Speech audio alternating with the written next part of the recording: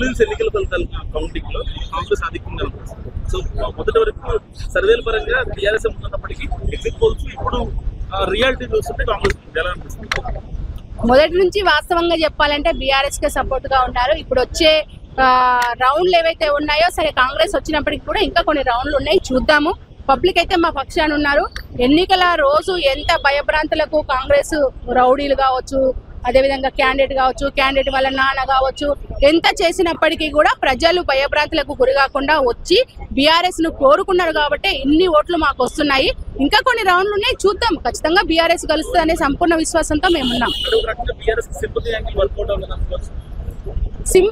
మేము సింపతిని నమ్ముకోలేదు, మేము అభివృద్ధిని నమ్ముకున్నాం. ఎందుకంటే బీఆర్ఎస్ పరిపాలనలో 10 ఏళ్లలో ఈ నియోజకవర్గానికి ఖర్చు పెట్టింది దాదాపు 5.5 కోట్ల రూపాయలు.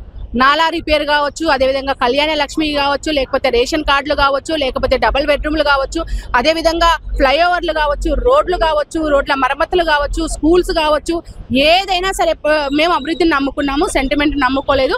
ఆ రోజు కేసీఆర్ గారి నాయకత్వంలో గోపీనాథ్ గారు చేసినటువంటి అభివృద్ధిని నమ్ముకున్నాం మేము. కాబట్టి ఖచ్చితంగా బీఆర్ఎస్ వస్తుందని నమ్మకంతో ఉన్నాము. మా ప్రచార సరళి కూడా అంతే జరిగింది. ప్లస్ వాళ్ళు చేసినటువంటి ప్రచారం ఏదైతే ఉందో కాంగ్రెస్, ఒక స్వయంగా ముఖ్యమంత్రి 7-8 సార్లు మీటింగులు పెట్టినప్పటికీ కూడా కాంగ్రెస్ 2 ఏళ్లలో ఏమి అభివృద్ధి చేసిందంటే ఒకటి కూడా చెప్పుకోలేని పరిస్థితి. ఎంతసేపు ఆ ప్రచారం ఎట్లా జరిగిందంటే కేటీఆర్ గారిని, కేసీఆర్ గారిని తిట్టడమే తప్పితే మేము ఇది చేశాము అని చెప్పేసి బలంగా చెప్పుకున్నటువంటి ఒక్క మీటింగ్ కూడా లేకపోవడంతో మేము ఖచ్చితంగా గెలుస్తామనే నమ్మకంతో ఉన్నాం. Please subscribe to royal news.